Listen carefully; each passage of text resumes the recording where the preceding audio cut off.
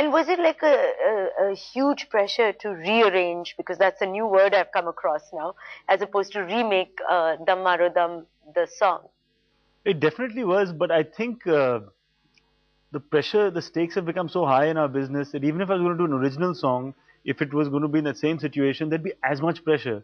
You know, you're going to be finally putting a big part of the promotional onus on that piece. So whatever you do, whether you license something, whether you do something original, it's going to be carrying a massive expectation. So there's very little in this sense. It was almost, we had a base to build on. There was a hook that we knew is working, and the lyrics of the song, in a sense, was our take on updating it.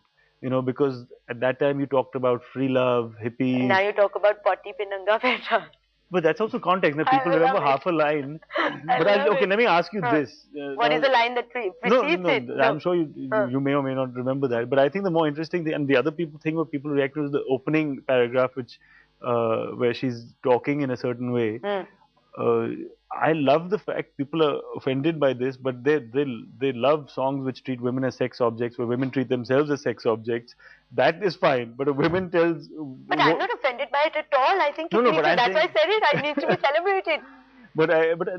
There's especially in the media it comes out. I love that line because it has a pot-bellied fat person sitting in his suit. Yeah, it's the emperor's new clothes, right? So I love it. I mean, I have no, and especially a sexy Deepika saying it. Yeah, that for me was great. Him saying it would not have had the same effect, you know. And that is the intention. And I think it is finally setting up this rebellion in the language of today, in the attitude, whether it's hip hop or I'm whatever. going to go straight into tweets now. Dana Boli, that's her name, says, "He's so cute. How have people in the South reacted to your debut in Bollywood? Did you get any special comments when you said you were doing this film?" Well, I think everyone was excited for me because when I started my first Telugu film also, it was a little off the mainstream radar, which is genres were different, and here again doing a film which is more fun, and I think everyone's reacted well so far. So fingers crossed for that. Jasmine Billing wants to know that few Telugu actors have made it big in Bollywood, big in the way that the Khans have made it big. How are you different from them, and what do you have to offer? See, one of the things, again, now taking the likes of the other actors who've done Telugu films or Tamil films and come to Hindi, there's Mr. Rajnikant, Kamal Haasan, or my uncle Venki, Nag, and all of them, or Surya and Vikram in now. All of them have done Hindi films post, it's probably the 30th or 35th film, or it's like Surya and Vikram I've been seeing from when I was in school, and all of that.